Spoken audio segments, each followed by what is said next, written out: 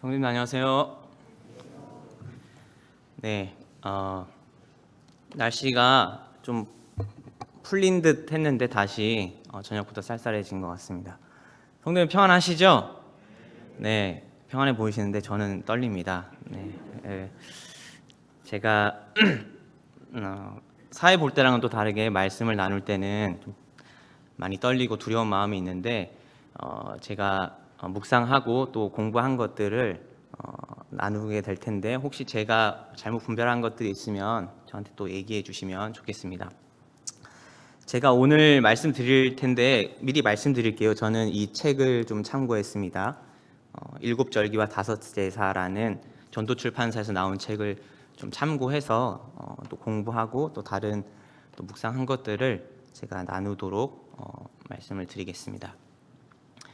오늘 아까 사회자 형제님께서 말씀해 주신 것 같이 오늘은 여호와의 일곱 절기 중에서 세 번째 절기인 초실절에 대해서 나누도록 하겠습니다. 우리 같이 말씀을 읽도록 하겠습니다. 레위기 23장을 펴주시면 좋겠습니다. 레위기 23장 9절에서 14절인데요. 제가 읽겠습니다. 여호와께서 모세에게 일러 가라사대 이스라엘 자손에게 고하여 이르라 너희는 내가 너희에게 주는 땅에 들어가서 너희의 곡물을 거둘 때에 우선 너희의 곡물의 첫 이삭 한 단을 제사장에게로 가져갈 것이요 제사장은 너희를 위하여 그 단을 여호와 앞에 연납되도록 흔들되 안식일 이튿날에 흔들 것이며 너희가 그 단을 흔드는 날에 1년 되고 흠없는 수양을 번제로 여호와께 드리고 그 소제로는 기름 섞은 고운 가루 에바 10분 1을 여호와께 드려 화제를 삼아 향기로운 냄새가 되게 하고 전제로는 포도주 흰 4분의 1을 쓸 것이며 너희는 너희 하나님께 예물을 가져오는 그 날까지 떡이든지 볶은 곡식이든지 생 이삭이든지 먹지 말지니 이는 너희가 그 거하는 각처에서 대대로 지킬 영원한 규례니라. 네, 초실절에 대한 말씀을 보여주고 계시고요.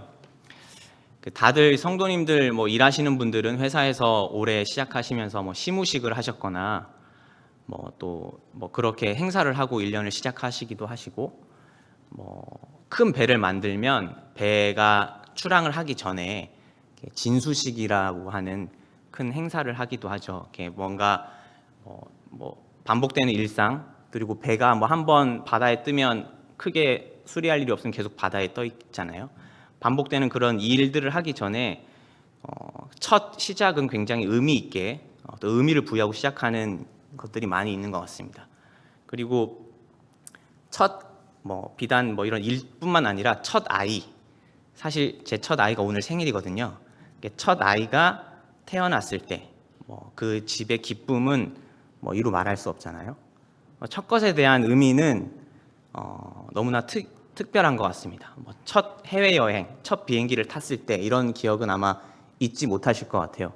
저는 첫 해외여행을 몽골 선교 여행을 갔는데 그때 인천공항이 지어지고 한 1년도 안 됐을 때였던 것 같아요. 근데 비행기가 연착이 돼서 한 몇 시간을 기다렸는데 그냥 마냥 즐거웠습니다. 외국인들이 니네는 왜 이렇게 즐거워하냐 그렇게 물어볼 정도로 첫 것에 대한 기억은 굉장히 신선하고 또 추억에 많이 남는 것 같습니다. 그 첫 번째라는 특별한 의미를 가진 오늘 절기가 초실절입니다. 여러분들이 아시겠지만 초는 첫 번째, 실은 열매라는 뜻인데요. 지난 시간에는 간증 시간이었기 때문에 이 일곱 절기에 대해서 잠깐 다시 한번 짚어보고 초실절에 대해서 묵상하면 좋겠습니다.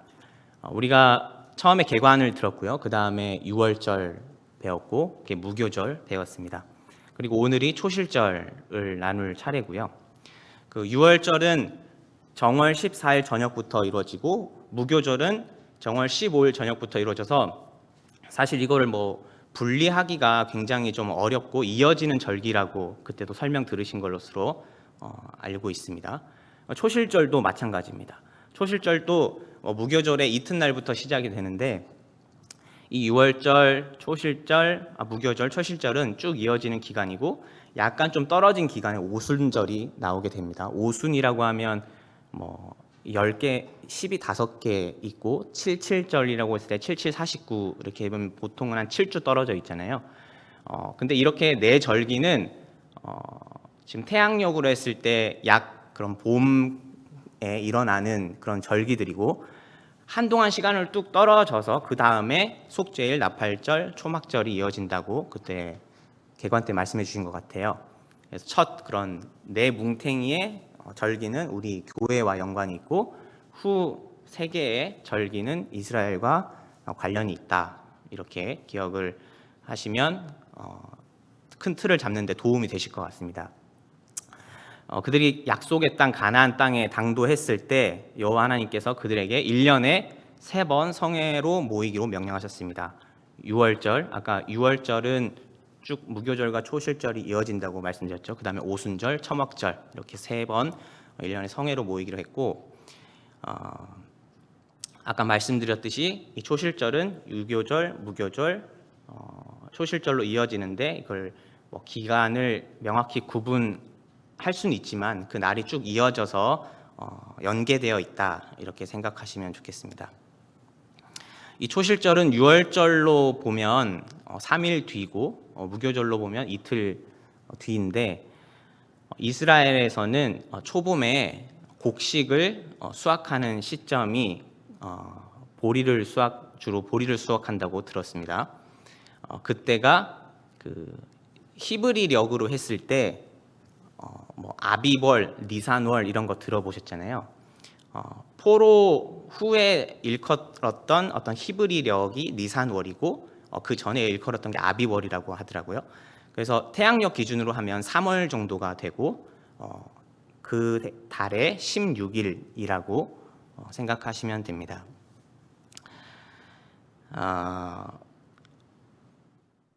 이 무교절 중간에 무교절이 일주일 동안 진행되잖아요. 무교절 중간에 있는 초실절 안식일 다음 날이고 현재로 그냥 우리가 이해하는 월화수목금토일 중에서는 일요일 주일입니다. 그래서 안식 후 첫날 딱 이러면 여러분들 우리 성도님들 머릿속에 떠오르는 안식 후 첫날 무슨 일이 있었지라고 장면이 떠오르실 텐데 아주 큰 복선이라고 좀 생각이 되고 이 부분에 대해서는 제가 후반부에 말씀을 드리겠습니다. 오늘 말씀은 앞부분은 이 초실절에 대한 그러니까 말씀 초실절 이 구약 시대에 의미한 초실절에 이런 표현이 적절할지 모르겠는데 1차적인 의미를 살펴보고 이 뒤에는 이 초실절이 갖는 우리 주님에 대한 예표는 어떤 의미가 있는지 어떤 그 의미에 대해서 살펴보도록 하겠습니다. 말씀을 제가 읽을 텐데 뭐 메모해 하셔도 좋고 이걸 다 찾고 하면 시간이 좀 걸릴 것 같아서 제가 주로 말씀을 읽어드리도록 하겠습니다. 출애굽기 23장 19절에 내 토지에서 처음 거둔 열매에 가장 좋은 것을 가져다가 너의 하나님 여호와의 전에 드릴지니라. 그 다음에 레위기 23장 10절 이스라엘 자손에게 말하여 이르라. 너희는 내가 너희에게 주는 땅에 들어가서 너희의 곡물을 거둘 때 너희 곡물의 첫 이삭 한 단을 제사장에게로 가져갈 것이요. 이 초실절은 딱 듣기만 해도 처음 거둔 열매, 처음 수확한 열매에 연관되어 있는 것을 알 수 있습니다.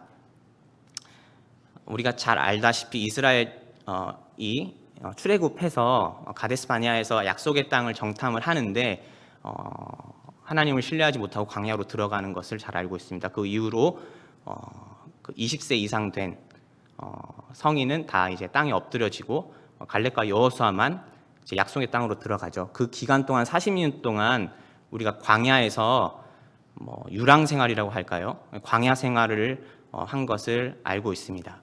그런데 그때 하나님께서 이 목이 뻣뻣한 백성에게 신실하게 먹을 것을 주셨습니다. 뭐죠? 네, 주일학교식으로 하니까 적응이 안 되시죠? 네, 만나를 주셨습니다. 이 만나에 대해서는 뭐 너무 잘 아셔서 제가 자세히 설명을 드리지 않아도 될 것 같아요.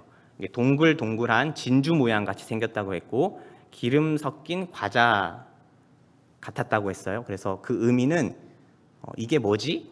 이런 의미를 가지고 있는 만나였는데, 이 만나가 계속 이스라엘에게 하늘에서 내려졌고 이스라엘은 40년 동안 만나를 먹었습니다. 그들이 드디어 요단강을 건너서 약속의 땅에 이르렀을 때 어떻게 됐는지 아시죠? 우리가 며칠 전에 읽었던 것 같아요. 여호수아 말씀을 보면 여호수아 5장 10절 12절 정도, 그 정도를 보시면 길갈에 진쳤을 때, 길갈은 딱 그 요단강을 건너면 얼마 가지 않아서 있는 그곳인데 길갈에 진쳤을 때 그달 14일 유월절을 지켰고 그 땅 약속의 땅의 소산을 먹은 다음 날 절묘하게 그때 이후로 만나가 그쳤다고 돼 있습니다. 그 만나를 그쳤으면 뭘 먹었을까요? 그 땅에 소산을 먹었겠죠. 당시 상황을 조금 더 보면 그 요단강을 건넜다고 했잖아요. 우리 가까운 여기 옆에 보면 중랑천이 흐르는 거 아시죠? 저는 이제 뭐 길을 만들고 공사하고 이런 걸 되게 유심히 보고 되게 재밌어 하는데, 지금 동부간선도로 옆에 공사하고 있는 거 아시죠? 예, 보면 지금 이 갈수기이기 때문에 뚝을 다 막아놓고 그 위에서 사람들이 작업을 하고 있어요. 그 밑에 파이프 같이 몇 개 심어놔가지고 물이 흐를 수 있게 해놨거든요. 근데 그게 여름에 가능할까요? 불가능합니다. 여름에는 홍수가 나면 중랑천이 동부간선도로가 다 침수될 정도로 유량이 많아지기 때문에 아마 갈수기와 홍수기 차이로 따지면 뭐 수천 배 유량 차이가 날 것 같아요. 근데 뭐 요단강도 비슷한 것 같아요. 요단강이 그때 말씀에 뭐라고 기록되고 있냐면 여호수아 3장 15절에 요단강이 몸에 거두는 시기에는 항상 언덕에 넘치니라. 뭐 중랑천이 찰랑찰랑 되듯이 그렇게 유량이 많을 때 이스라엘 백성이 요단을 건넜습니다. 요단을 건널 때 그때 건넌 이스라엘 백성은 홍해를 건넌 이스라엘 백성과는 달랐죠. 그 다음 세대였고, 하나님께서 얼마나 능력이 있으신지, 어떻게 하나님께서 능력을 베푸실 수 있는지 그것을 경험하지 못한 세대에게 하나님께서 특별히 은혜를 베풀어 주신 것이라고 생각이 됩니다. 기쁨으로만 건넜을까요? 무서움은 없었을까요? 저는 무서웠을 것 같아요. 이렇게 아버지로 어머니한테 들었던 말씀이지만 내가 직접 발에 물을 담글 수 있을까 이런 걱정을 했을 것 같은데, 그런 환경이 나를 조여오고 그런 어려운 일을 이제 겪은 거잖아요. 그런데 하나님을 그렇게 경험한 다음에 그들이 처음 가나안 땅에 들어가서 곡식을 거뒀을 때 그들은 하나님께서 그들에게 하셨던 말씀을 잊지 않았습니다. 그것은 그들이 곡식을 취해서 먹기 전에 하나님께 드리라고 한 그 초실절을 지키라는 말씀을 잊지 않았습니다. 어떻게 보면 매일매일 하나님께서 만나를 통해서 먹이시다가 그 수개월이나 뭐 1년을 자기들이 먹을 수 있는 곡식을 얻었을 때 이 만나가 떨어지면 어떻게 하지? 고민하고 있을 수도 있었겠지만 그들은 하나님께 마땅히 드려야 될 것을 드리게 됩니다.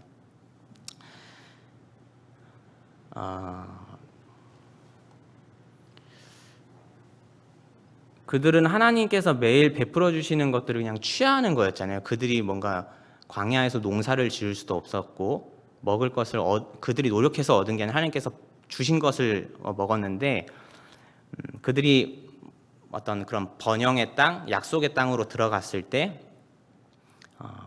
뭔가 처음 그런 곡식을 하나님께서 젖과 꿀이 흐르는 가나안 땅이라고 늘 말씀에 기록되어 있는데, 거기서 첫 곡식을 얻었을 때 하나님께 드렸을 때 그 기쁨은, 감격은 어땠을까? 이런 생각을 해봤어요. 뭐 이게 적절한 비유일지 모르겠지만 이혜성 형제님은 첫 월급 탔을 때 부모님께 내복해드렸습니까? 네. 뭔가 저도 해드렸어요. 네. 그 뭔가 감사를 드린다는 것, 뭔가 내가 이뤘다고 생각할 수도 있고 이전 것은 잃어버리고 할 수 있는데 하나님의 말씀을 기억하고 그들은 하나님께 초실절을 처음 드렸습니다. 6월절은 처음이었을까요? 아니었습니다. 민수기 9장을 보시면 그들이 출애굽했을 때 1년 지났을 때 6월절을 그들이 지켰다고 분명히 기록이 되어 있거든요. 근데 40년이 지났을 때 이 초실절은 처음이었어요. 근데 이 처음을 잊지 않고 지켰습니다. 너희는 하나님께 예물을 가져오는 그날까지 떡이든지 볶은 곡식이든지 생이 이삭이든지 먹지 말지니 하나님께서 금하셨어요. 먼저 드리고 먹도록 했습니다. 아까 첫 번째 것을 드린다는 건 굉장히 의미가 있는 일이라고 했잖아요. 어떤 것을 대표하는 의미입니다. 내가 첫 것을 드린다. 추수할 것을 하나님께 드리면 어떻게 보면 앞으로 저희가 거두게 될 것을 하나님께 드리겠습니다라고 하는 어떻게 보면 진실한 서약 같은 그런 의미일 수 있습니다. 이 구약 가운데는 초실절이 여러 군데 나타나는데 다 말씀드릴 수는 없고 잠언 3장 9절을 보면 내 재물과 내 소산물의 처음 익은 열매로 여호와를 공경하라 이런 말씀이 있고 또 느헤미야를 보면 10장 35절에 해마다 우리 토지 소산의 만물과 각종 과목의 첫 열매를 여호와의 전에 드리기로 하였고 우리가 잘 아시다시피 느헤미야는 어떤 성경 구절인지 아시잖아요. 그들이 하나님께 불순종해서 바벨론 포로로 갔다가 그들이 70년 만에 다시 자기네 고토로 돌아왔습니다. 거기서 영적 각성을 한 다음에 여러 가지 것들을 고백하잖아요. 근데 그 중에 하나가 이 소산에 대한 부분입니다. 그거를 잃지 않았어요. 하나님께서 말씀하신 부분. 마치 40년 동안 이스라엘이 광야에서 방황하다가 가나안 땅에 들어갔을 때 어떻게 보면 그거에 또 다른 버전일 수도 있잖아요. 70년 동안 자신의 땅을 잃어버렸다가 다시 바벨론 땅에서 왔을 때 같은 의미일 수 있잖아요. 여기서 다시 곡식이 났을 때 하나님께 드려야 될 부분에 대해서 이들이 다시 회개하는 마음으로 고백한 부분을 볼 수 있습니다. 다들 잘 하시리라 믿지만 우리 가운데도 마땅히 주님께 드려야 되는 부분들이 있는데 혹시 잊지는 않고 있는지 저도 제 자신을 좀 돌아보게 됐습니다. 또 이어지는 이 단을 흔드는 제사 뒤로 23장 12절 13절 레위기를 보시면 번제, 소제, 전제가 나타납니다. 번제는 1년 된 흠없는 순양, 명백하게 이것은 우리 주님을 상징한다고 생각이 듭니다. 그리고 포도주를 또 드리는 전제가 있고 특별히 소제가 나오는데 이 드릴 수 있는 어떤 가능한 곡식으로 드리는 이 소제에는 주로 보리나 밀을 재료로 한다고 합니다. 그리고 다른 제사들과는 다르게 세세한 절차나 어떤 그런 부분이 자세히는 써 있지 않고 다소 유연성이 있다고 표현해야 될까요? 그래서 이 부분에 대해서는 레위기 2장 14절에서 16절에 이 소제에 대한 부분은 보실 수 있습니다. 이스라엘 백성은 특이한 민족이잖아요. 진짜 아브라함을 하나님께서 택하셔서 그로 어떻게 보면 민족을 이루게 하시고 하나님의 어떻게 보면 굉장한 경륜 가운데서 애굽에서 60만이라고 하는 한 나라를 이렇게 만들으셔서 이렇게 출애굽을 시키시는데 그 애굽은 주로 그 나일강이 흐르잖아요. 거기는 산모작, 사모작까지 가능한 것으로 알고 있습니다. 거기는 이제 농경 사회잖아요. 근데 이스라엘 민족은 농경 사회인가요? 너무 주일학교식으로 하나요? 기다 아니다. 아니다. 아니다. 손 들어 보세요. 네, 다들 잘 아시네요. 농경 사회가 아니죠. 그들은 목축을 했습니다. 그래서 바로가 그들에게 고센 땅을 줬어요. 근데 이집트 사람들은 목축하는 사람들을 굉장히 좀 천히 생각했기 때문에 그들은 한마디로 동떨어진 곳에서 살았습니다.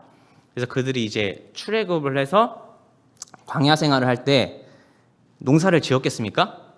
계속 이동해 다니는데 아마 농사를 짓지 않았을 것 같아요. 근데 아마 하나님 말씀은 계속 기억했기 때문에 초실절을 가나안 땅에 들어갔을 때 지켰을 거라고 생각이 됩니다. 그들이 생각할 때 곡식은 애굽을 떠올릴 수 있는 하나의 뭐 식량이기 때문에 애써 싫어하는 마음이 있었을까? 이런 생각도 저는 그냥 해봤고요. 또 달리 생각하면 뭐 양이나 소는 주위에 많이 있는데 밀을 뭐랄까 한 마리를 얻기는 얼마나 어려웠을까. 그만큼 그들이 생각할 때 이 초실절에 대한 곡식을 바치는 부분, 하나님 이 값진 것에 대한 그들의 인식은 우리가 생각하는 지금의 곡식 한 단과는 많이 비교가 됐을 것 같아요. 이 귀한 걸 어떻게 드려? 라고 생각했을 수도 있지만 그들은 하나님 말씀에 순종해서 첫 단을 하나님께 드렸습니다. 그리고 흔들었고 드렸습니다.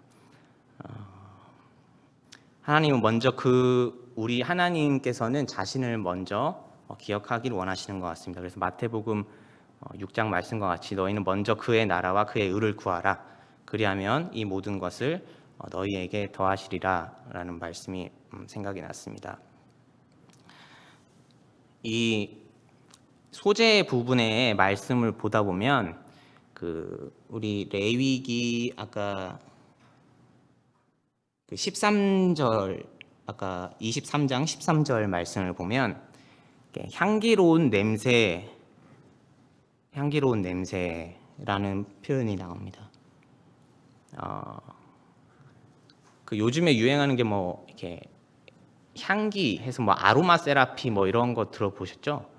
그래서 원어적인 의미로 보면 아로마라고 하는 그런 향기입니다. 이 사람들이 제일 많이 기억하는 그 감 중에 하나가 그 향기라는 거는 익히 잘 아시죠? 어디 가서 딱 향기가 났을 때 나 이거 어디서 맡아본 냄새인데 이게 좋은 기억이 있네. 그래서 사람들이 이렇게 뭐 연인들이 이렇게 향수를 뿌리고 뭐 그런 것도 이제 그것 중에 하나라고 드는데,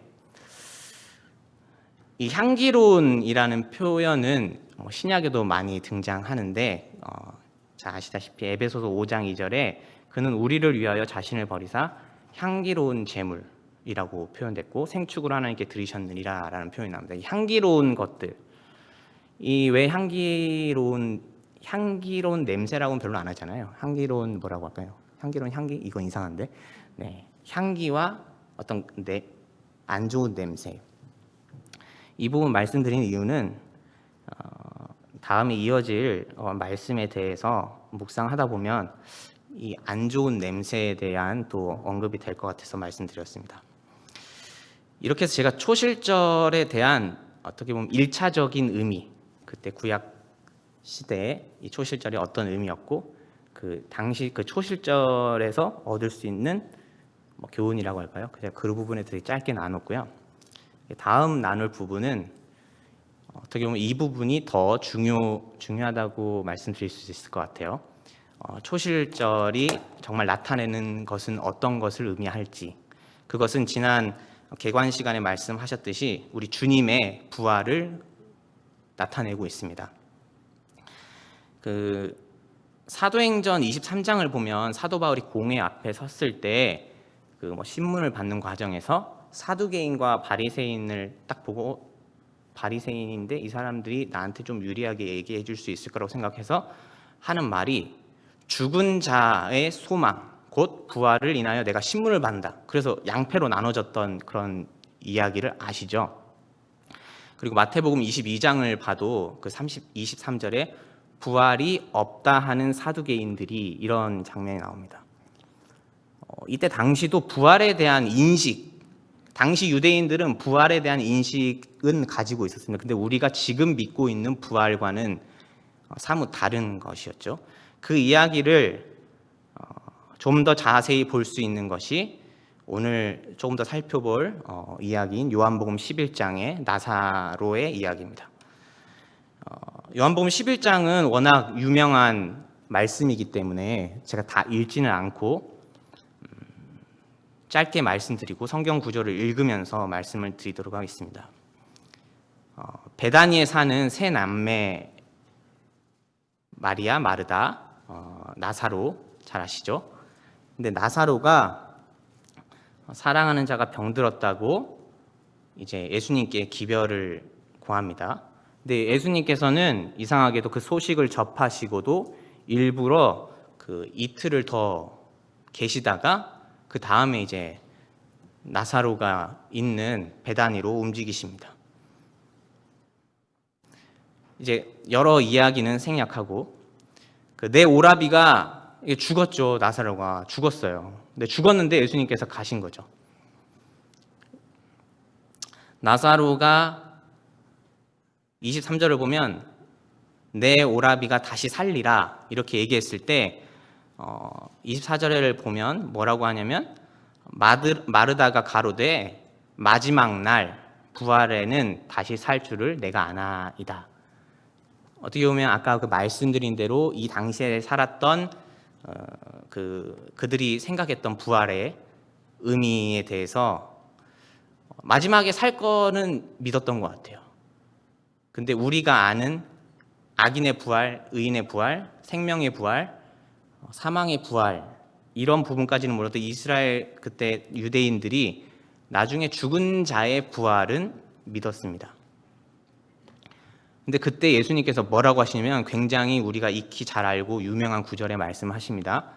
나는 부활이요 생명이니 나를 믿는 자는 어떻게 해도 산다고요? 죽어도 살겠고 무릇 살아서 나를 믿는 자는 영원히 죽지 아니하리니. 마리아와 마르다는 어떻게 기대했냐면 나사로가 아직 숨이 붙어 있을 때 주님께서 오셔서 나사로를 낫게 해주실 것이라고는 믿었어요. 근데 죽은 나사로를 살리실 거라고는 감히 상상을 못했던 것 같습니다. 그렇기 때문에 예수님께서 늦게 당도했을 때 불평을 했던 거죠. 주님이 왜 늦게 오셨어요? 이 의미잖아요. 그럼 죽은 자의 부활은 뭘까요? 아까 말씀드린 대로 그렇게 그냥 믿었던 거죠. 내 오라비가 다시 살 거야. 그거는 저도 알아요. 나중에 죽은 자의 부활이 있는 거 알아요. 근데 주님께서 말씀하신 거는 죽은 자의 부활이 아니라 죽은 자 가운데서 부활하시는 겁니다. 그래서 보시면 말씀 가운데 주님께서 돌을 옮겨 놓으라고 이야기했을 때 뭐라고 하죠? 주여 죽은 지가 나흘이 되었음에 아까 향기로운 냄새가 아니라 썩은 시체가 썩은 그 악취가 납니다. 냄새가 납니다. 이렇게 얘기를 합니다. 간혹 뉴스를 보면 시신이 유기됐을 때 이웃집에서 신고하잖아요. 악취가 난다고. 그래서 경찰이 들어가봤더니 문이 잠겨 있고 해서 발견되는데 수일이 되고 수개월이 된 시신이 발견된 그런 안 좋은 뉴스를 우리가 종종 듣습니다. 사망의 불쾌함, 사망의 냄새가 진동하는 게 어떤 것인지 조금 단면적으로 보여주는 것 같다는 생각이 들었어요. 주님은 이 나사로를 다시 살리셨습니다. 잠깐 가사 상태로 있다가 살린 게 아니라 죽은 지 나흘 되고 무덤에 있던 사람을 돌을 굴려가지고 살리신 거잖아요. 우리가 말씀 읽다시피 수족을 배로 동인 채 동동 나왔고 그를 풀어서 돌아다니게 그렇게 말씀하셨습니다. 얼마나 놀랐을까요? 그때 사람들이. 이런 기적은 처음 보는 거잖아요. 앞서서 2장 전에 보면 날 때부터 태어나면서 소경된 자를 뜨게 했을 때도 사람들이 창세 이후로 이런 일을 듣지 못했다고 그런 표현이 나오는데 죽은 사람을 살린 거예요. 나흘 된 사람, 확실히 죽은 사람을 살리신 거죠. 근데 이건 역시도 엄청난 복선입니다. 나사로는 죽었다가 살았다가 다시 죽었어요. 근데 우리 주님은 죽으셨는데 살아나신 뒤에 영원히 사시는 겁니다. 나사로의 부활과 우리 주님의 부활은 차원이 다른 부활입니다.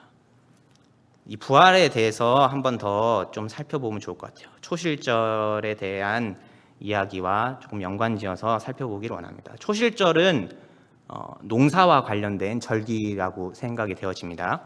열매는 어떻게 맺죠? 농부가 부지런히 씨를 뿌리면 알맞은 햇빛과 바람과 또 강수량과 기후가 맞으면 수확을 하게 되는데 사실 저는 농사를 지어본 적이 없습니다. 디모데학교에서는 농사를 지으면서 그런 의미를 깨닫게 한다는 얘기를 들었는데 아주 좋은 교육인 것 같아요. 요한복음 12장 24절 말씀을 보면 내가 진실로 진실로 너희에게 이르노니 한 알의 밀이 땅에 떨어져 죽지 아니하면 한 알 그대로 있고 죽으면 많은 열매를 맺느니라. 말씀과 같이 우리 주님은 한 알의 밀알이 되어 땅에 떨어져 죽듯이 십자가에서 죽으셨습니다. 그것이 바로 유월절 어린 양의 의미인 것 같아요. 하지만 우리 주님은 죽은 자 가운데서 부활하셨습니다. 죽은 자 부활과는 다르게 한 알의 밀알이 죽어서 열매를 맺듯이 우리 주님은 열매를 맺으셨어요. 그 과일을 먹다 보면 씨가 나오잖아요.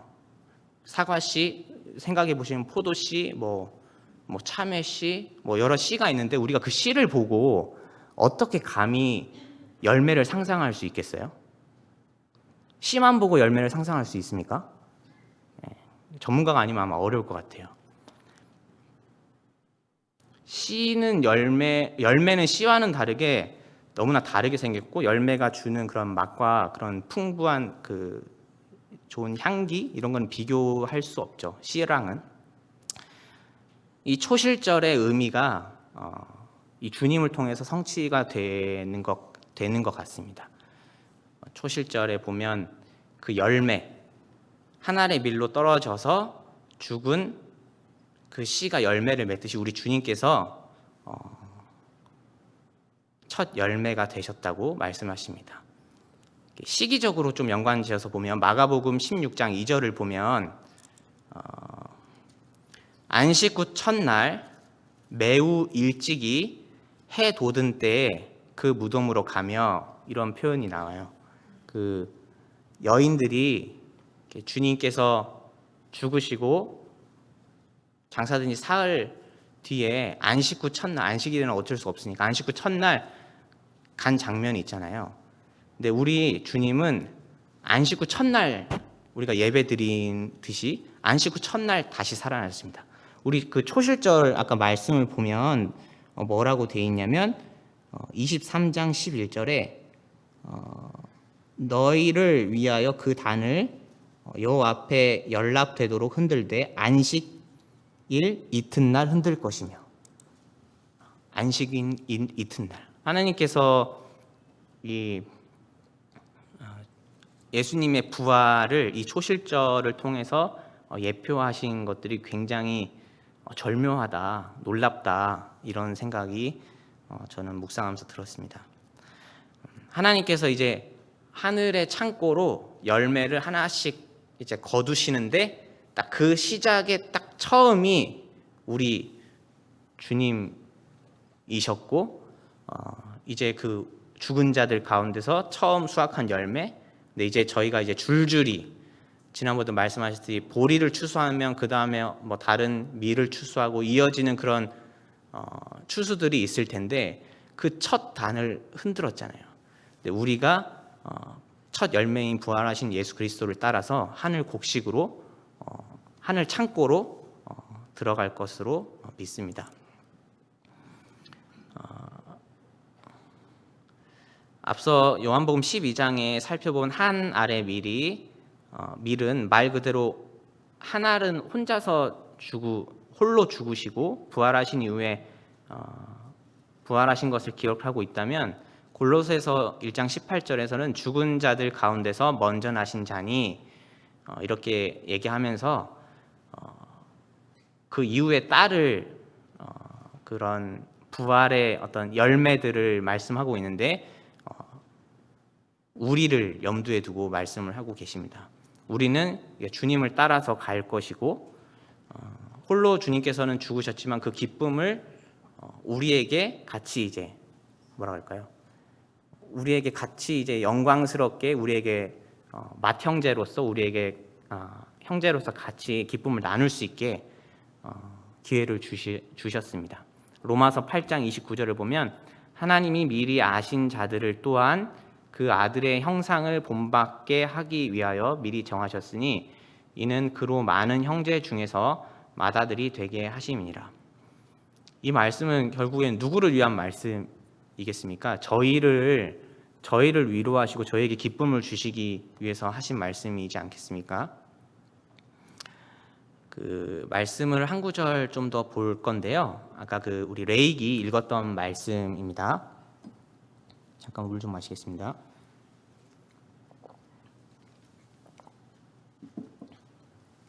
레위기 23장 11절에 제사장은 너희를 위하여 그 단을 여호와 앞에 연락되도록 흔들라. 이게 제가 읽은 성경이랑 버전이 다른 성경이 있을 거예요. 아마 거기는 기쁘게 받으시는 아마 이런 표현이 아마 있는 줄로 압니다. 연락이 뭘까요? 이렇게 받아들이는 거잖아요. 기쁘게 받는 모습. 근데 너희를 위하여 그 단을 여호와 앞에 연락되도록 흔들라라고 했습니다. 그 에베소서 1장 6절 말씀을 보면 이는 그가 사랑하시는 자 안에서 우리에게 거저 주시는 바 그의 은혜의 영광을 찬송하게 하려는 것이라 라는 구절이 있는데요. 이 사랑하시는 자 안에서 우리에게 거저 주시는 바라는 의미가 있는데 이 의미가 그 다른 성경 버전 중에서 그 킹제임스 버전을 보면 사랑하시는 자 안에서 우리를 연락하신 이라는 의미가 있다고 합니다. 그런 의미를 어떻게 보면 이 초실절에 첫 단을 흔들 때 여호와 앞에 연락되도록 흔들라라고 했는데 그 연락이라는 어떤 그런 의미가 어떻게 보면 좀 더 이렇게 뭐 정확하다고 표현하긴 그렇지만 좀 원어적인 의미로 더 가까이 있게 본다면 사랑하시는 자에서 우리를 이미 연락하셨다. 그런 의미를 봤을 때 그리스도 안에서 우리를 받으셨다. 그리스도 예수께서 첫 열매의 단이신데 그것을 당연히 받으시고 그 이후로 얻어지는 수확물, 우리잖아요. 우리를 그리스도 안에서 우리를 받으셨다. 우리에게 이런 소망이 있는 것을 우리에게 하나님께서 말씀해 주시는 것이 아닌가 이런 생각이 됐습니다. 아까 말씀드렸듯이 우리 주님이 십자가에 못 박히시고 안식일 예비일에 달리셨고 우리 주님의 시체를 그 아리마대 요셉과 또 니고데모가 장사를 지내잖아요. 근데 날이 저물면 안식일이 시작이 되니까 우리 주님의 시체가 달려 있을 수 없으니까 급히 이렇게 가서 장사를 지내고 안식일이 지나고 안식 후 첫날 우리 주님께서 부활하셨습니다. 하나님 아버지께서는 안식 후 첫날 우리 초실절의 그 첫 단의 열매의 실체 되시는 우리 주님을 기쁘게 받으셨고 또 우리는 또 예수 그리스도 안에서 우리를 받으셨다 이렇게 말씀하시는 걸 볼 때 하나님의 섭리가 정말 놀랍고 절묘하다 또 감사하다 이런 생각이 들었습니다. 그 부활에 대한 말씀을 성도님들도 잘 아시는 말씀이 이제 데살로니가 전서 말씀이잖아요. 그래서 제가 좀 길지만 제가 한 6구절 되는데 한번 천천히 읽어보겠습니다. 4장 13절부터 18절까지 제가 읽겠습니다. 형제들아 자는 자들에 관하여는 너희가 알지 못함을 우리가 원하지 아니하노니 이는 소망 없는 다른 이와 같이 슬퍼하지 않게 하려 함이라. 우리가 예수께서 죽으셨다가 다시 살아나심을 믿을진대 이와 같이 예수 안에서 자는 자들도 하나님이 그와 함께 데리고 오시리라. 우리가 주의 말씀으로 너희에게 이것을 말하노니 주께서 강림하실 때에 우리 살아남아 있는 자도 자는 자보다 결코 앞서지 못하리라. 주께서 호령과 천사장의 소리와 하나님의 나팔 소리로 친히 하늘로부터 강림하시리니 그리스도 안에서 죽은 자들이 먼저 일어나고 그 후에 우리 살아남은 자들도 그들과 함께 구름 속으로 끌어올려 공중에서 주를 영접하게 하시리니 그리하여 우리가 항상 주와 함께 있으리라. 그러므로 이러한 말로 서로 위로하라.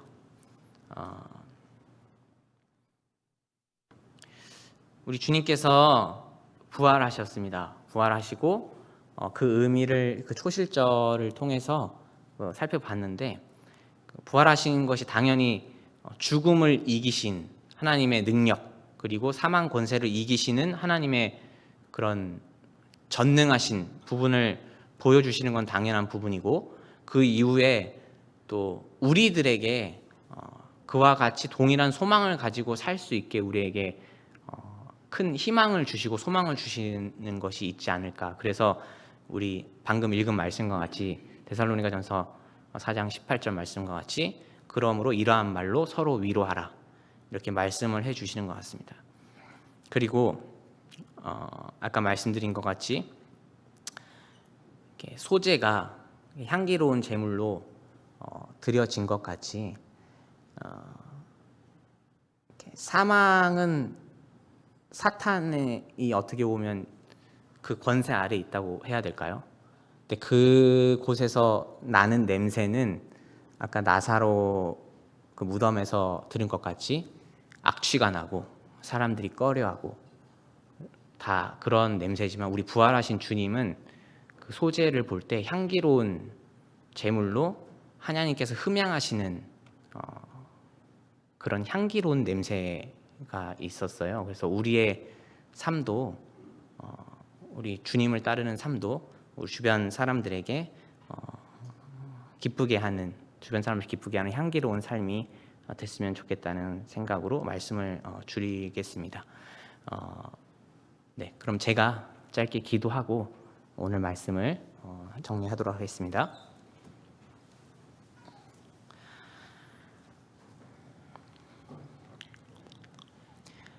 하나님 아버지, 감사드립니다. 오늘 여호와의 절기 세 번째 그 초실절을 통해서 우리의 삶 가운데 참 우선순위가 어떻게 되어져야 되는지 저희에게 또 교훈해 주셔서 감사를 드립니다. 저희가 늘 저희의 가장 중요한 것들, 귀한 것, 첫 것을 늘 하나님께 드리는, 또 저희 삶 가운데 하나님께 드리는 삶이 될 수 있도록 저희를 붙들어 주시고, 또 이 초실절을 통해서 우리 주님이 부활하신 것이 우리에게 큰 소망이 되는 것을 다시 한번 기억하게 됐습니다. 우리의 삶을 통해서 주님께서 향기로운 제물로 흠양하여 주시길 기도를 드리고, 우리의 삶을 주님께서 붙들어 주시길 기도를 드립니다.